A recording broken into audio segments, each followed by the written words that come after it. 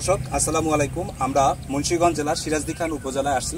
তো আমরা আজকে ব্রাক সিডের আমন মৌসুমের উচ্চ ফলনশীল সেরা জাত ব্রাক ধান 1 এই অত্র এলাকায় কীরকম রেজাল্ট হয়েছে এবং এর যে এখানে এসে দুইটা ইউনিক সেল পয়েন্ট আমরা পেয়েছি, মানে যেটা আমরা এর আগে কখনো খেয়াল করিনি বা এটা আমরা কখনো বুঝতে পারিনি, সেই মেসেজটা আপনাদেরকে দেওয়ার চেষ্টা করব ইনশাল্লাহ। তো আমি তার আগে এখানে পরিচয় করি, আমাদের চাষি ভাই এখানে আছে। ভাই আপনার নামটা কি? সবুজ শেখ। এবং আমাদের অত্র এলাকার সম্মানিত ডিলার লাল ভাই আছে এবং আমাদের অত্র টেরিটরির সেলস অফিসার মিস্টার লাবলু আছে এবং আমাদের আরও একজন চাষি ভাই আছে। তো আমরা বেশি কথা না বলে এখানে যে মেসেজটা দিতে চাই যে আমরা এই যে ব্রাক ধানের এক প্লটটা দেখছেন, এই যে চমৎকার একটা ইউনিফর্মিটি এবং খুব সুন্দরভাবে এখন এই পর্যায়ে আছে। তো আমি যে বিষয়টা শেয়ার করতে চাই যে এইটার লাগানোর বয়স হচ্ছে 75 দিন।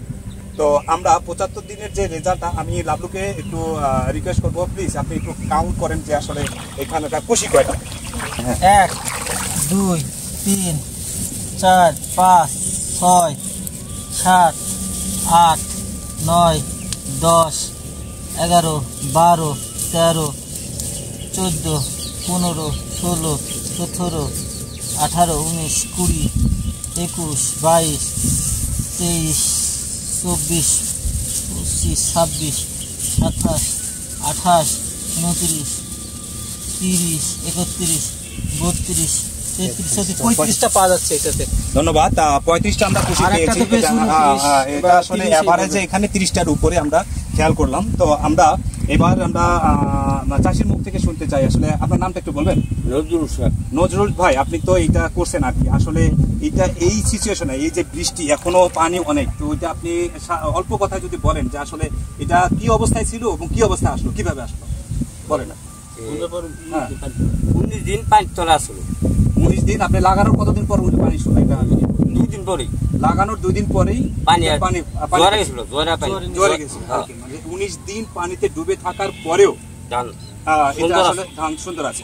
সম্মানিত দর্শক, এখানে আমাদের যে পয়েন্টটা সেটা হলো যে এটা লাগানোর 3 দিন পরেই বৃষ্টির পানিতে ডুবে যায় এবং 19 দিন পানির নিচে থাকার পরেও এই যে ব্রাক ধান 1 এখনো তার সহজাত বৈশিষ্ট্য আছে আর কি। পাশাপাশি যদি আমরা এখানে আরেকটা প্লট দেখি, এটা হচ্ছে অন্য কোম্পানির হলো 51 ধান। এর অবস্থা খুবই খারাপ এবং আমাদের ব্রাক ধান 1 দেখেন পানির নিচে ডুবে থাকার পরেও আজকে এই অবস্থা চলে আসে। যাই হোক, এই পর্যায়ে আমি লাল ভাইয়ের মুখ থেকে শুনতে চাই, যেহেতু আপনি এই জাতটা বিক্রি করেছেন এবং আপনার কাছে কিরকম মনে হচ্ছে এবং পাবলিকের কাছ থেকে বা চাষির কাছ থেকে কিরকম রেসপন্স পাচ্ছেন? লাল ভাই প্লিজ।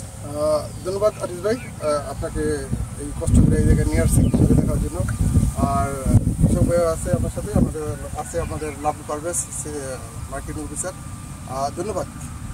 আমাদের এই ব্রাক ধান 1 ব্রাকের আমরা মোটামুটি বেশ কিছু দাম বিক্রি করছি এই বছর। অন্যান্য বছর দাম বিক্রি করছি তার চেয়ে ডাবল বিক্রি করছি। আর আরেকটা বিষয় হলো ওই যে ওই কৃষক আমার থেকে নিয়ে আসছে, আপনাকে আনার পরে আপনাকে ধানটা রোপণ করছি। ধানটা রোপণ আপনার বীজতলায় ছিল 25 দিন। 25 দিনের মাথায় আপনাকে ধানটা রোপণ করছি। রোপণ করার পরে আপনাকে যখন বুনছে 2 দিন পর পানি এসে পড়ছে। আসার পরে আপনার ধান পুরা তলায় গেল গা।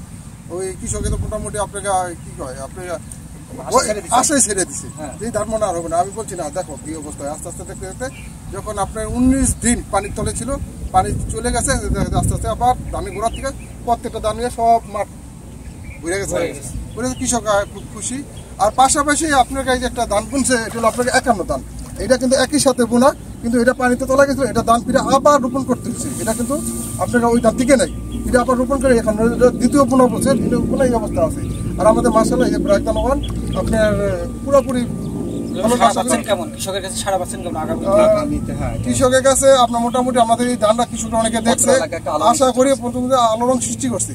এই ধান আপনার ব্যাপক চলবো, ব্যাপক আমি আহ্বান জানাবো যে আমাদের সামনে সাপ্লাইতে আরো বেশি আমাদের জন্য বরাদ্দ রাখে, আমরা আগে নিতে পারবো ইনশাআল্লাহ। ধন্যবাদ লাল ভাইকে। এবং আমি এই পর্বে আসলে যে বিক্রি করেছে আর কি, যার হাত দিয়ে এই অত্র এলাকায় বিচরণ হয়েছে ব্রাক ধান 1-এর, লাবলুকে আমি রিকোয়েস্ট করবো যে আপনি তো অত্র এলাকায় বেশ ঘুরছেন এবং এই যে মেসেজগুলো আপনি তো মনে হচ্ছে সব জায়গা থেকে পাচ্ছেন, তো আপনি অল্প কথায় যদি কিছু বলেন।